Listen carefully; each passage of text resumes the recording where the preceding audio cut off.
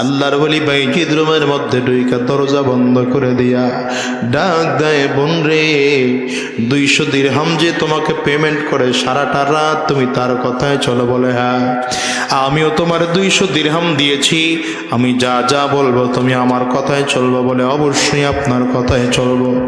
বললে তাইলে কাজ করো, ব্যাগের থেকে একটা নতুন কাপড়, পবিত্র কাপড় বের করে দিয়েছে, যাও, এই কাপড় পরে থাকলে চলবে না, আমি পদ্ধতি বলে দিচ্ছি, এই পদ্ধতি অনুযায়ী সুন্দর করে গোসল কইরা পাক পবিত্র হইয়া এই কাপড় পরে আমার সামনে হাজির হয়ে যাও।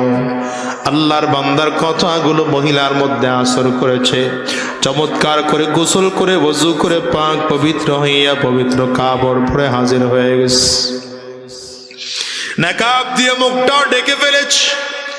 আল্লাহর ওলি বাইজিদ ব্যাগের থেকে একটা জায়নামাজ বের করে কিবলামুখী বিছায় দিছে। কিবলামুখী বিছায় ডাক দেয়, বোন রে, কতটা দিন হয়ে গেল মালিকের সামনে দাঁড়াও না।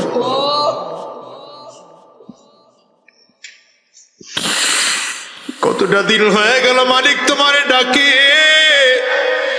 মালিকের ডাকের সাড়া দাও না। মালিকটা তোমারে দৈনিক 5 বার করে করে ডাকে, হাইয়া আলাস সালাহ, হাইয়া আলাস সালাহ, হাইয়া আলাস সালাহ। এরে ভোলার যুবক, আজকের মাহফিলে যারা এসেছো, আমিও তোমাদেরকে বলি, আমার মালিক না তোমারে দৈনিক 5 বার করে করে ডাকে। মসজিদে দাঁড়ায় মুয়াজ্জিন আজান দেয়, আসলে আজানটা মুয়াজ্জিনের নয়, আজানটা কিন্তু আমার মালিকের, মুয়াজ্জিন পৌঁছায় দেয়। আবার মালিক তোমার দৈনিক বারবার করে ডাকে, হাইয়া আলাস সালাহ, হাইয়া আলাস সালাহ। বারবার করে আমার মালিক তোমারে ডাকে। হিসাব মিলাও, দৈনিক যদি 5 বার আমার মালিক তোমারে ডাকে, সপ্তাহে আমার মালিক কতবার তোমারে আমারে ডাকছেন, মাসে কতবার তোমারে আমার মালিক তোমাকে ডাকছেন, বছরে কতবার ডাকছেন, 20 বছর 50 বছর হয়ে গেল, 50 বছরে আমার মালিক কতবার তোমারে ডাকছেন। এই 50 বছরে একটা বারের জন্য আমার মালিকের ডাকের সাড়া দাও নাই। কিয়ামতের ময়দানে দাঁড়াইবা, আল্লাহরে ডাকতে থাকবা, বিপদের মধ্যে পড়ে মালিকরে ডাকবা, চোখের পানিগুলো ছেড়ে কামতে থাকবা, চোখের পানিও শেষ, চক্ষু দিয়া রক্তগুলো টপ টপ টপ টপ করে পড়তে থাকবে। আল্লাহর কসম করে বলে যায়, মালিকরে সেদিন ডাকবা, আমার মালিকও কিন্তু তোমার ডাকের সাড়া দেবে না। হিসাব মিলে যাও, মালিকের মুহাব্বতের বান্দা মৃত্যুর পরে নয়, মৃত্যুর আগেই হওয়া লাগবে, ঠিক কিনা? মৌত জিসি দিন আ গই দুনিয়া কি দৌলত ক্যা হুই, দুনিয়া কি দৌলত ক্যা হুই। কন্যা, মৌত জিসি দিন আ গই দুনিয়া কি দৌলত ক্যা হুই, দুনিয়া কি দৌলত ক্যা হুই। रूह तन से उड़ गई मुर्दा की हालत क्या हुई, मुर्दा की हालत क्या हुई। कष्ट कैसे कैसे बादशाह रानिया शाह ज़ादिया, अमदा अमदा बाला खाना ज़ीब ज़ीनत क्या हुई, ज़ीब ज़ीनत क्या हुई। मौत जिस दिन को मौत जिस दिन आ गई दुनिया की दौलत क्या हुई, दुनिया की दौलत क्या हुई, रूह तन से उड़ गई मुर्दा की हालत क्या हुई, मुर्दा की हालत क्या हुई। আল্লাহর ওলি বাইজিদ বলে বনুরে দাঁড়া যাও, কতদিন হয়ে গেল মালিকের সামনে দাঁড়াও না, মালিক না তোমারে বারবার করে ডাকে, দৈনিক না 5 বার করে হাইয়া আলাস সালাহ বলে ডাকে, আমার মালিকের ডাকের সাড়া দাও না, দাঁড়ায় যাও দাঁড়ায় যাও। কতটা বললে মহিলার মধ্যে আসর করে ফেলেছে, আল্লাহু আকবারের তাকবীর দিয়ে নামাজের মধ্যে দাঁড়ায় গেছে। আল্লাহর ওলি ডাক দেবে সূরা ফাতিহা পড়ব, সূরা ফাতিহা পড়তে আরম্ভ করেছে। এইবার একটা সূরা সূরা মিলাইতে আরম্ভ করেছে। রুকুর মধ্যে যাও, রুকুর মধ্যে গিয়া পড়ো সুবহানা রাব্বিয়াল আযীম, সুবহানা রাব্বিয়াল আযীম, সুবহানা রাব্বিয়াল আযীম। রুকুর থেকে দাঁড়াও, সামি আল্লাহু লিমান হামিদা। এবার সাজদার মধ্যে যাও, আল্লাহু আকবার। সাজদার মধ্যে গিয়া পড়ো সুবহানা রাব্বিয়াল আলা, কওনা সুবহানা রাব্বিয়াল আলা, পড়ো সুবহানা রাব্বিয়াল আলা। সাজদার মধ্যে দাঁড় বসে বসে সাজদার মধ্যে গিয়ে মহিলাটা বারবার করে বলতেছে সুবহানা রাব্বিয়াল আলা, সুবহানা রাব্বিয়াল আলা। হঠাৎ করে টের পায় আল্লাহর ওলি বাইজিদ আর পেছনে নাই। 2 রাকাত নামাজ কমপ্লিট করে না, ডানে তাকায় বামে তাকায়, সামনে আর পিছন দিকে তাকায়, আল্লাহর ওলি না না খুঁজে পায় না, খুঁজে পায় না। হঠাৎ করে শুনে পাশের রুমের থেকে কান্নার আওয়াজ।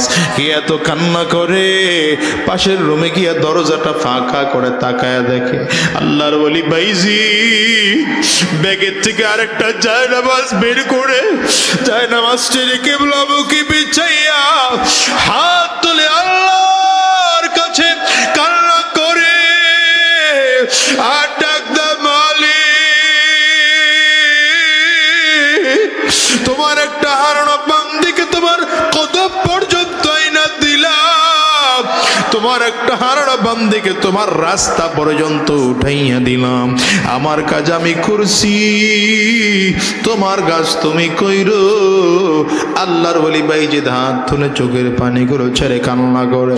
হঠাৎ করে মহিলাটার মধ্যে আরো বেশি দাগ কাটছে। কে লোকটা? আমার জন্য এত ফিকির কেন, আমার জন্য এত কষ্ট কেন? ভিতরের সুপ্ত প্রতিভা যেন ভেসে উঠছে।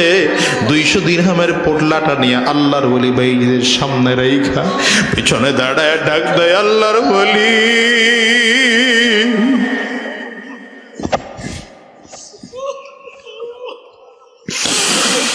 কই আপনার বাড়ি, কি আপনার পরিচয় জানি না, নাম কি আপনার জানি না, আমার জন্য আর কান্না করা লাগবে না। আমিও আদা করলাম জীবনে আর মালিকরে ছাড়বো না,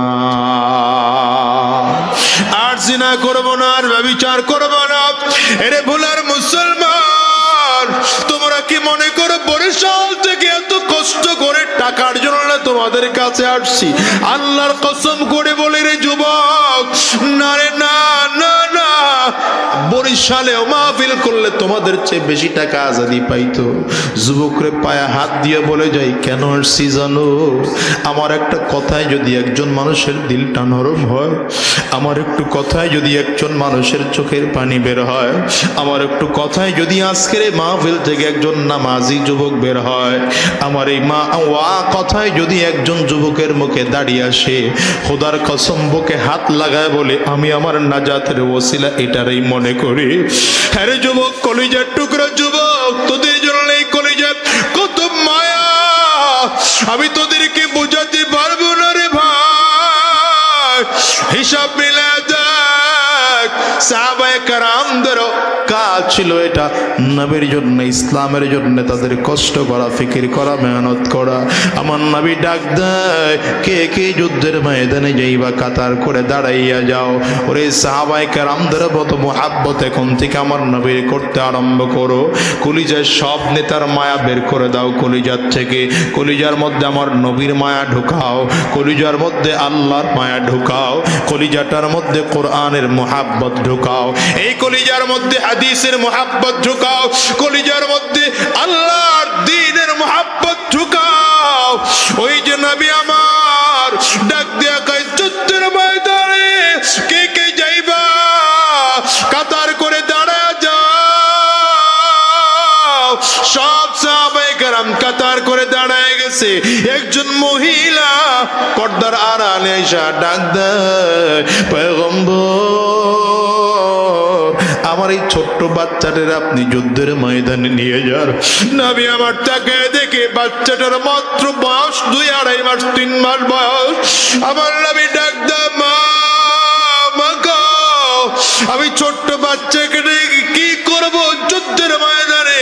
যুদ্ধের ময়দানে যাওয়ার জন্য তো একজন সুঠামদার একজন পুরুষ দরকার, শক্তিশালী পুরুষ দরকার। বাচ্চাটারে আমি যুদ্ধের ময়দানে নিয়ে কি করব? মহিলা পর্দার আড়ালে দাঁড়ায় দাঁড়ায় কান্না করে আর ডাক দেয়, নবী আমার, আমি মহিলা মানুষ, যুদ্ধের ময়দানে যাওয়ার পারমিশন আমার নাই। আমার বড় কোনো ভাই নাই আপনার সাথে যুদ্ধের ময়দানে পাঠাবো, আমার বাবা নাই আপনার সাথে যুদ্ধের ময়দানে পাঠাবো, আমার বড় কোনো সন্তান নাই আপনার সাথে যুদ্ধের ময়দানে পাঠাবো, আমার স্বামীও নাই, গত যুদ্ধে আপনার কাছে আপনার সাথে গিয়া শহীদ হয়ে গেছে। নবী আমি মহিলা মানুষ, যুদ্ধের ময়দানে যাইতে পারবো না, আমার এই ছোট্ট বাচ্চাটারে আপনি নিয়ে যান, কারণ কাফির মুশরিকরা যদি আপনারা লক্ষ্য করে তীর মারে আমি মহিলা মানুষ সহ্য করতে পারবো না। আমার এই বাচ্চাটাকে নিয়ে যাবেন, যুদ্ধের ময়দানে যদি কোনো কাফিররা আপনারা লক্ষ্য করে তীর মারে আমার এই বাচ্চাটাকে তীরের সামনে ধরবে, বাচ্চাটার গায়ে তীর লাগবে। আপনার গায়ে যেন তীর না লাগে, এটাকে বলে আশিকের রাসূল। মুহাব্বত কারে বলে জানো? এরে দুনিয়ার মুসলমান, বদরের যুদ্ধ যখন আরম্ভ হয়ে গেল, পয়গম্বর আরবি সাল্লাল্লাহু আলাইহি ওয়াসাল্লাম হঠাৎ করে ডাক দিয়ে সাহাবায়ে কেরামদেরকে, আবার সাহাবায়ে কেরাম শহীদদের লাশ একত্রিত কর। সাহাবায়ে কেরাম খুব খোঁজাখুঁজি কইরা হঠাৎ করে খুব খোঁজাখুঁজি করে 68টা লাশ বের করেছে। আমার নবীর কাছে এসে ডাক দেয়, পয়গম্বর আপনার 68 সাহাবীর লাশ আমরা বের করেছি, সেরা শহীদ হয়ে গেছে যুদ্ধের ময়দানে।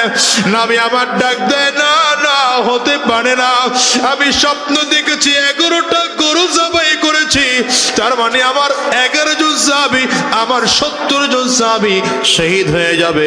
আমি তো 70টা গরু জবাই করার স্বপ্ন দেখছি, আরো 2 জন শহীদ আমার সাহাবী আছে, খুঁজে বের করো তারা কই আছে। সাহাবায়ে কেরাম খুঁজে পায় না, কোথাও পায় না। হঠাৎ করে তাকায় দেখে পাহাড়ের কিনারায় গিয়া আহারে একজন সাহাবীর মাথাটা আলাদা হয়ে আছে, আর একজন সাহাবীর মাথাটা আলাদা হয়ে আছে, হাতটা কাইটাও আলাদা করে রাখা হয়েছে, পেটটাকে আলাদা করে রাখা হয়েছে। সাহাবী দাঁড়ায় দাঁড়ায় গলে একজন সাহাবীকে 70টা টুকরা করা হয়েছে, পেটের নাড়ি ভুঁড়িগুলো পাশে ফেলানো, আরে কলিজাটাও কে যেন দইরা চাপাইয়া চাপাইয়া রাখছে। সাহাবায়ে কেরাম গিয়ে খবর দিছে, পয়গম্বর লাশটা বিব্রত অবস্থায় পড়ে আছে, আমরা দেখে ভালো করে চিনতেছি না, আপনি আসলে একটু দেখলে চিনতেন। আমার নবী আয়েশা হু হু করে বাচ্চাদের মতো কান্না আরম্ভ করছে।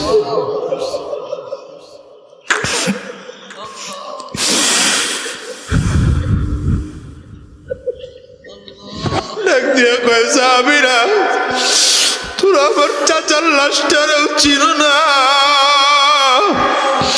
এটা অত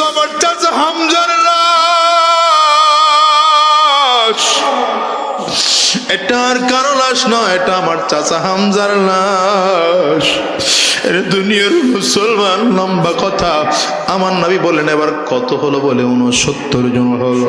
নবী আমার ডাক দেয়, আরো একজনের লাশ অবশ্যই আছে, আরো একজনের লাশ আছে, খুঁজে বের করো।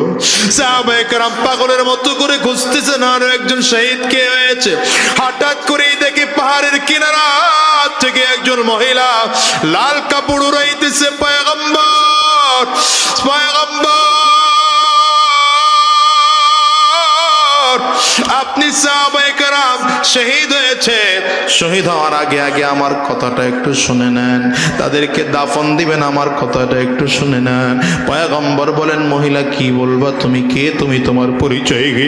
বলে, হুজুর আমারে আপনি চিনেন না, গতকালকে মসজিদে নববীতে আপনি যেই হানজালাকে বিয়ে পড়াইছে, আমি হানজালার নববধূ।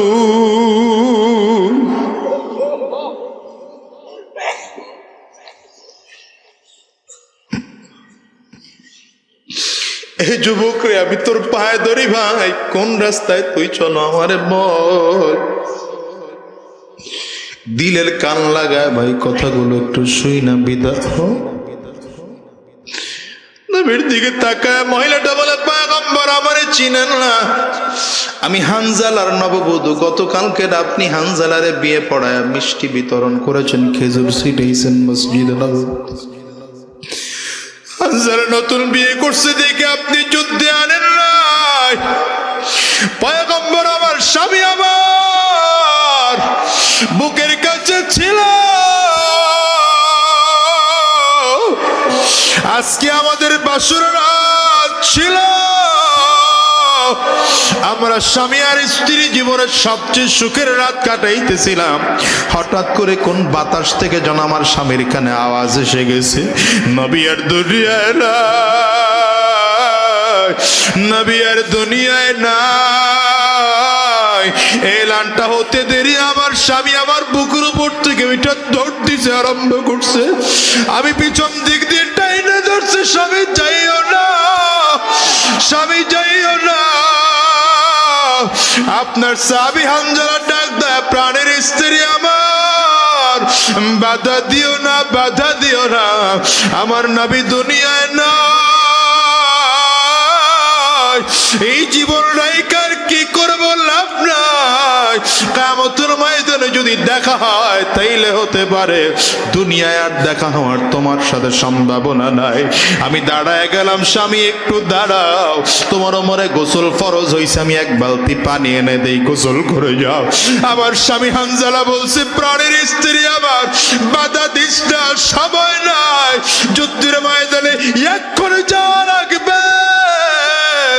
আমার স্বামী গোসল করতে পারে না, দৌড়ায় চলে আসছে। আমি খবর পাইছি আমার স্বামী বুঝি শহীদ হয়ে গেছে। আমার নবী ডাক দেয়, হানজালার লাশটা কই, খবর লও।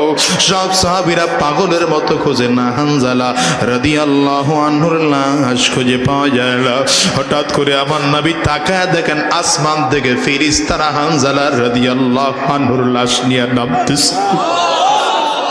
হানজালা রাদিয়াল্লাহু আনহুর শরীর থেকে তাজা পানিগুলো দাঁড়িয়ে বেয়ে শরীরটা বেয়ে টপ টপ টপ টপ করে জমিনের মধ্যে পড়তেছে। আমার নবী উপরের দিকে তাকায় কান্দে। হঠাৎ করে জিবরিল আমার নবীর কানের মধ্যে মুখটা লাগাইয়া ডাক দেয়, পয়গম্বর, হানজালার গোসল দুনিয়ার কোনো পানি দিয়া হবে না, দুনিয়ার কোনো পানি দিয়া হবে না। আমার আল্লাহ কে কে কে কে? আমার আল্লাহ হানজালার লাশকে জান্নাতি পানি দিয়া ফেরেশতাদেরকে দিয়ে গোসল করে আবার জমিনে দিয়ে যাইতেছে। এরে দুনিয়ার মুসলমান, কত মহিলা সাহাবীরা যুদ্ধের ময়দানে যাইতে পারে নাই, কিন্তু স্ত্রী স্বামীর দিকে মাথার হেলমেটটা আগায় দিছে, স্বামী আমার যাও, হেলমেটটা পরে যুদ্ধের ময়দানে যাও। আমি যুদ্ধের ময়দানে যাইতে পারবো না, তবে তুমি যুদ্ধের ময়দানে গিয়ে শহীদ হয়ে যাও। কিয়ামতের ময়দানে আল্লাহর সামনে দাঁড়াইয়া আমি বলবো, আমি শহীদের স্ত্রী, আমারও শহীদের স্বামীর সাথে দেখা করাইয়া দেন। মা তরবারিটার সুন্দর করে প্রস্তুত কইরা সন্তানের সামনে এনে দিছে। যারে বাবা যুদ্ধের ময়দানে যা, আমি মহিলা মানুষ, যুদ্ধের ময়দানে আমি যাইতে পারবো না, তবে তুই গিয়ে যুদ্ধের ময়দানে শহীদ হয়ে যাবি। কিয়ামতের ময়দানে আল্লাহর সামনে দাঁড়াইয়া আমি বলবো, আমি শহীদের মা। বোন আগায় দিছে যুদ্ধের পোশাকটা এনে ভাইয়ের শরীরে পড়াইয়া দিছে। ভাই যাও যাও যাও, যুদ্ধের ময়দানে যাও, দেরি কইরো না, তাড়াতাড়ি করে যাও। আমি মহিলা মানুষ, যুদ্ধের ময়দানে যাইতে পারবো না। কিয়ামতের ময়দানে আল্লাহর সামনে দাঁড়াইয়া বলবো, আল্লাহ আমি শহীদের বোন, আমার ভাইয়ের সাথে আমার একটু দেখা করার সুযোগ করে দাও। এরে দুনিয়ার কলিজার টুকরা যুবক, কোন জীবনের মায়া করো, কোন সম্পদের মায়া করো, কোন ক্ষমতার মায়া করো, সব বাদ দাও।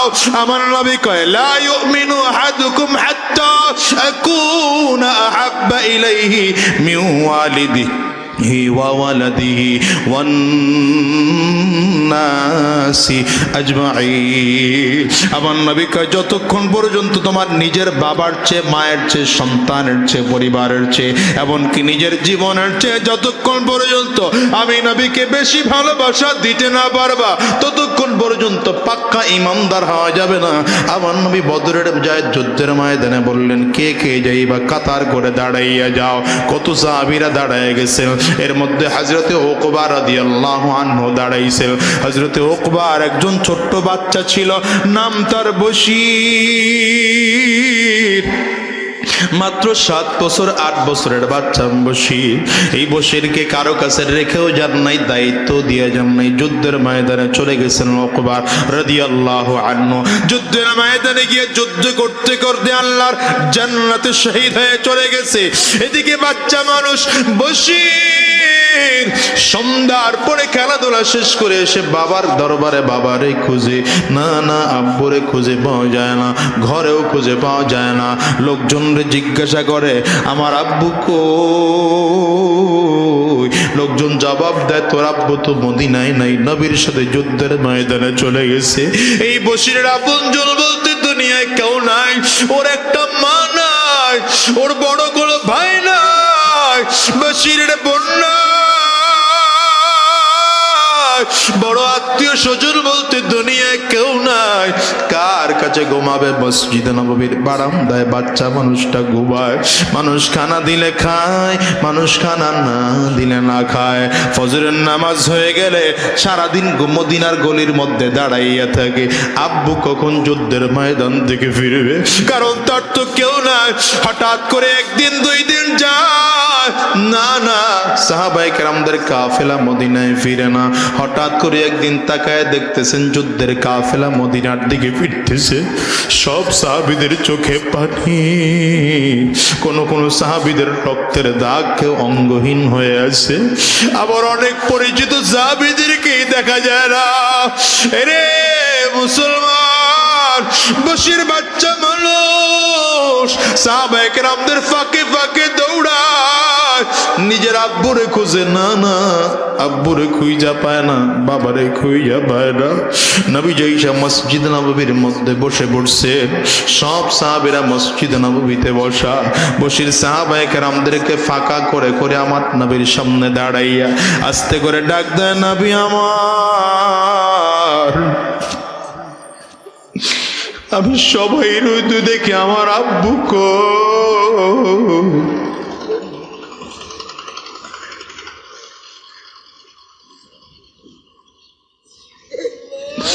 আমার নবীর লজ্জায় চেহারাটা লাল হয়ে গেছে।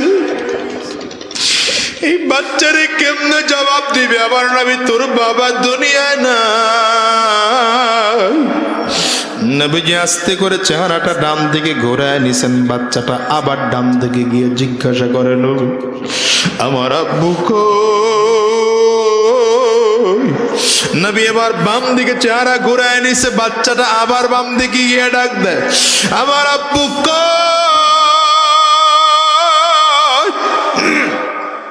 আমার নবী এবার নিজের আর কন্ট্রোল রাখতে পারে না। আমার নবী বসার থেকে দাঁড়াইয়া আসমানের দিকে মাথা উঁচু করে ডাক দিছে, আল্লাহ আমি বাচ্চাটারে কেমনে বলবো? অমনি বসির তাকে দেখে আর আমার নবী কথা কয় না। হঠাৎ করে আমার নবীর দুই পায়ে জড়ায় ধরে ডাক দিছে, পয়গম্বর আমার আব্বু আমার নবীও কান্দে, বশিরও কান্দে। নবীজি আর নিজের কন্ট্রোল রাখতে পারে না, ওখানে দাঁড়ায় ডাক দিছে, রে বশির আমি কেমনে বলবো তোর আব্বু তো দুনিয়ায় না, তোর আব্বু শহীদ হয়ে আল্লাহর জান্নাতে চলে গেছে। বশিরের কান্নার আওয়াজ যেন আরো বেড়ে গেছে, আরো জোরে জোরে কান্না করতে আরম্ভ করেছে। আর ডাক দেয়, পয়গম্বর আমার বাবা এটা কেমন কাজ করলো আমি জানি না। আমার বড় একটা ভাই নাই, বড় একটা বোন নাই, আমার মা নাই, বাবা নাই, দাদা নাই, দাদি নাই, আমার আত্মীয় স্বজন দুনিয়ায় কেউ নাই। নবী আমার আমি কার কাছে যাব? ওগো নবী আমার আব্বু আমারে খাওয়াইয়ে দিত, আমি একা খাইতে পারি না, আমি একা গোসল করতে পারি না, আমার আব্বু আমারে গোসল করাইয়া দিত, আমি চলতে পারি না, আব্বুর হাত ধরে ধরে আমি চলতাম।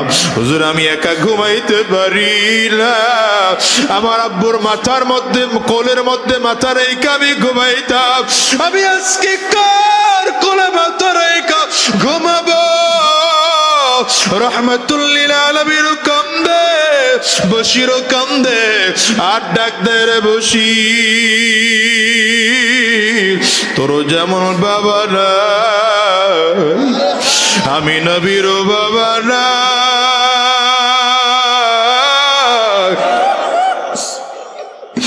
আমি নবীও কিন্তু ছোটবেলায় বাবা হারাইছি, জন্মের আগে বাবা হারাইছি, ছোটবেলায় মা হারাইছি।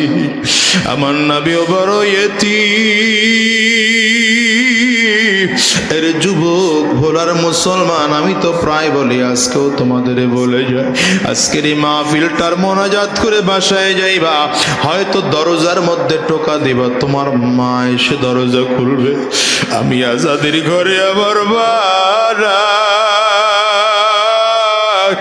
আজকে 16টা বছর হয়ে গেল, আমি দরজাটার মধ্যে টোকা দিলে আমার মা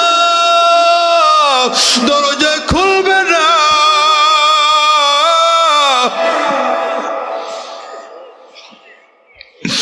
ওর যুবক কেমনে তোমাদেরকে বুঝাবো জানি না। মালিক তো আজকে সম্মান, ক্ষমতা, টাকা পয়সা কোনো কিছুই কম দেন নাই, যা চাইছি তার চেয়ে আরো বেশি দিছে, কিন্তু আমি আজাদির তৌফিক নাই মাকে আজকে একটা কমলা কিনে খাওয়ানো, আমি আজাদির তৌফিক নাই একটা আপেল কিনে মাকে খাওয়ানো।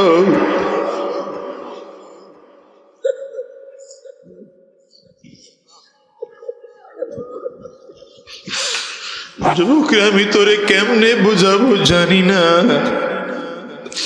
আজকের এই মজলিসের মধ্যে যদি কেউ মাহারা মানুষ থাকে তার কাছে জিজ্ঞাসা করো, কেউ যদি বাবাহারা মানুষ থাকে তারে জিজ্ঞাসা করো, মাহারা মানুষগুলোর অন্তরে কত ব্যথা, বাবাহারা মানুষগুলোর কলিজার মধ্যে কতটা ব্যথা।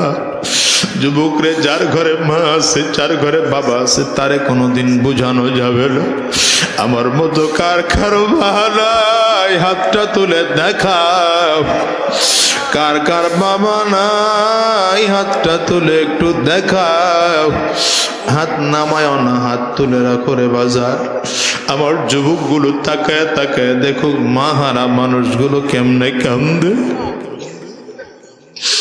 বাবাহারা মানুষগুলো কেমনে কান্দে রে যুবক, একটু তাকায় দেখ।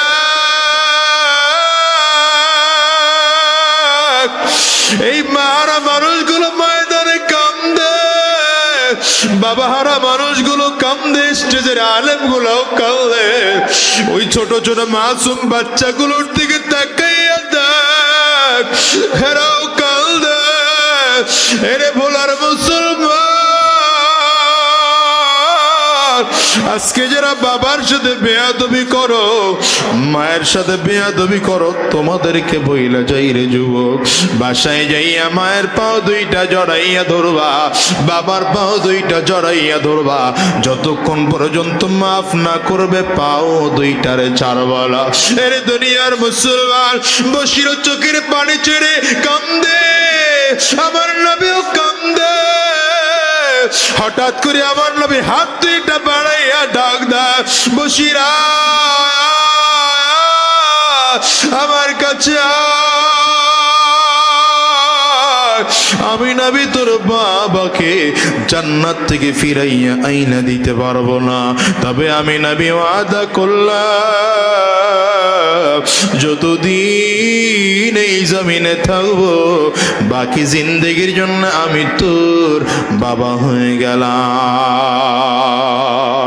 এই দুনিয়ার মুসলমান, এই দুনিয়ার থেকে আজও কালো একদিন বিদায় তো নেওয়াই লাগবে না। দুনিয়ায় কেউ থাকতে পারবে? আওয়াজ করে কও। দুনিয়ায় কোটিপতিও থাকতে পারবে না, গরিব মানুষটাও দুনিয়ায় থাকতে পারবে না। এই দুনিয়ার থেকে আজও কালো একদিন বিদায় নেওয়াই লাগবে। ওই আজরাইল সামনে দাঁড়ায় গেলে কত ভয়ঙ্কর।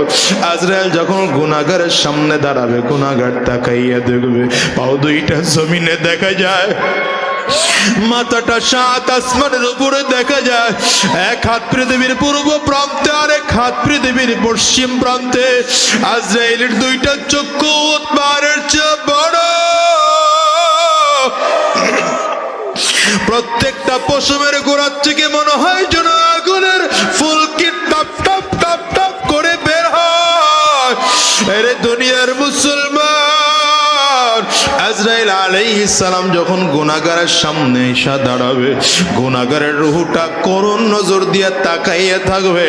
আজরাইল আলাইহিস সালাতু ওয়াস সালাম ভয়ঙ্কর সুরত দিয়া, ওই ভয়ঙ্কর হাত দিয়ে কলিজাটার মধ্যে এত জোরে থাপা মারবে, কলিজার রগগুলো টাস টাস টাস টাস করে ছেড়ে যাবে।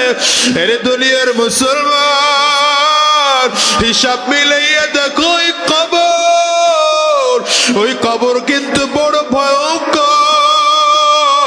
ওই কবরের সাথীও নাই, বাতিও নাই, বাড়িও নাই, গাড়িও নাই। ওই কবর বারবার করে ডাক দেয়, আনা বাইতুল জান্নাম, আনা বাইতুল ওয়াদা।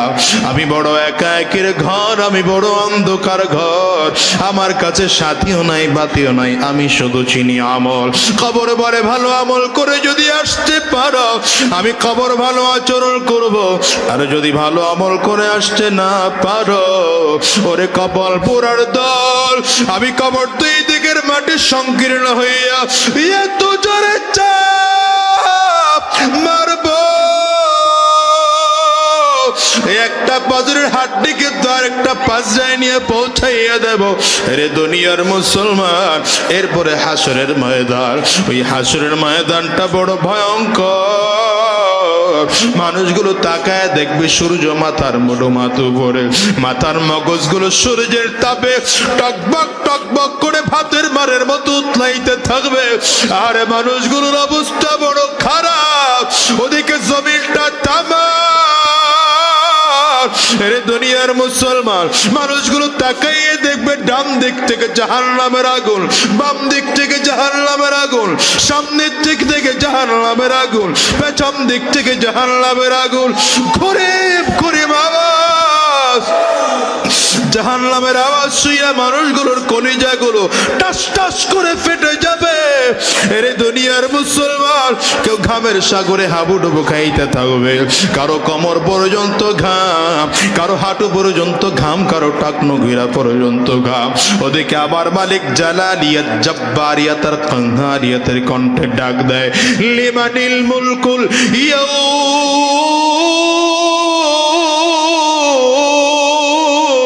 আজকের দিনের বাদশাহী কার? সেদিন মালিকের সামনে দাঁড়াইয়া বান্দা কথা বলতে পারবে না, আমার মালিক নিজে বলবেন, লিল্লাহিল ওয়াহিদিল কাহ্হার। আজকের দিনের বাদশা হলাম একমাত্র আমি আল্লাহ। এর দুনিয়ার মুসলমান হিসাব মিলায়া দেখো, ওই কিয়ামতের ময়দানে আল্লাহর একদল বান্দা থাকবে, কোথায় হাসর, কোথায় মিজান, কোথায় পুলসিরাত, এদের কোনো খবর নাই। এরা পুরো ময়দানে দৌড়ায় আর চিল্লায় আর ডাক দেয়, আমার মালিক কই, আমার মালিক কই, আমার আল্লাহ কই। ওদিকে গুনাহগারদের অবস্থা বড় খারাপ, কিন্তু একদল ইমানদার চিল্লায় আর দৌড়ায় আর ডাক দেয়, আমার মালিক কই।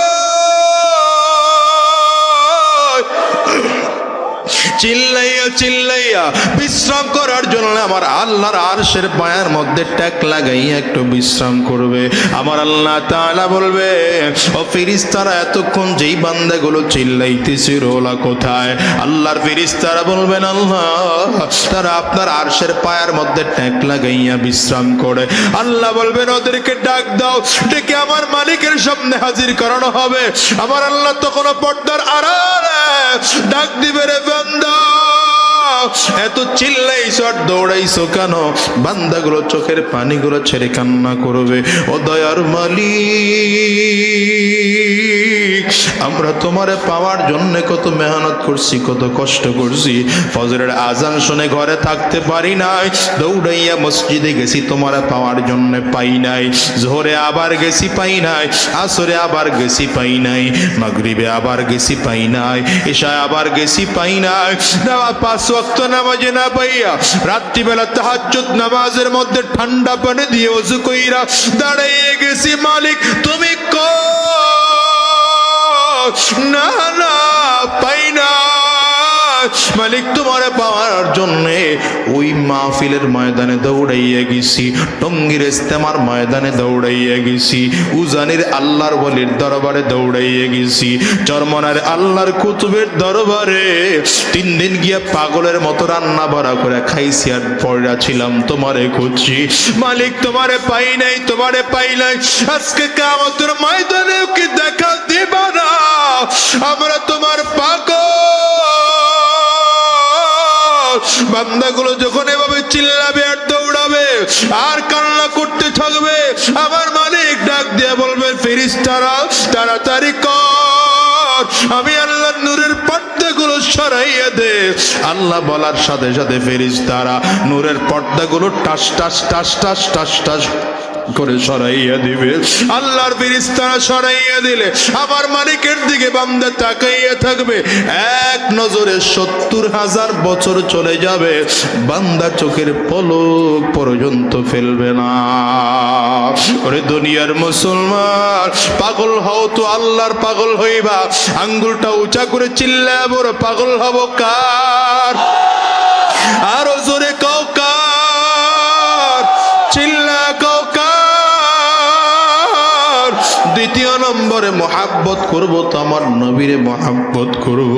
বলো বলো বলো যুবক, কারে মহাব্বত করবা? আমার নবীরে মহাব্বত করে আর দাড়ির মধ্যে খুর লাগাইবা না। যুবক রে, একটু ওয়াদা করে যাও, আমার নবীরে মহাব্বত করে আর দাড়ির মধ্যে খুর লাগাইবা না। আমার নবীরে মহাব্বত করে মাথার মধ্যে টুপি আর কোনোদিন ছাড়বা না। আমার নবীরে মহাব্বত করে সুন্নতি পোশাক পরবা। আমার নবীরে মহাব্বত করে আর সুদের ব্যবসা করবে না রে ভাই। আমার নবীর মুহাব্বত করে আর ঘুষের ব্যবসা করবা না। আমার আল্লাহকে মুহাব্বত করে নামাজ আদায় করবা। আমার মালিকরে মুহাব্বত করে দ্বীনের রাস্তায় চলবা। সবকিছু বাদ দাও, নবীর মুহাব্বত আল্লাহর মুহাব্বত কলিজায় ঢুকাইয়া দিন অনুযায়ী ইসলাম অনুযায়ী জীবনটারে চালাবো। কারা কারা তৈয়ার? 2টা হাত তুলে আমার আল্লাহরে দেখা, চিৎকার করে জোরে একটা ডাক দাও, আল্লাহ। হয় না হয় না, আওয়াজ হয় না, কান্না করে চিল্লা ডাক দাও। চোখে পানি না আসলে কান্নার ভান ধরে ডাক দাও। দুনিয়ার ঘরে আগুন লাগলে যেমন পানি ছাড়া নিভানো যায় না, ওই জাহান্নামেও যে কবরেও যে জাহান্নামের আগুন, ওই আগুনও কিন্তু চোখের পানি ছাড়া নিভানো যাবে না। চিল্লায় ডাক দাও, ডাক দাও, ডাক দাও, ডাক দাও।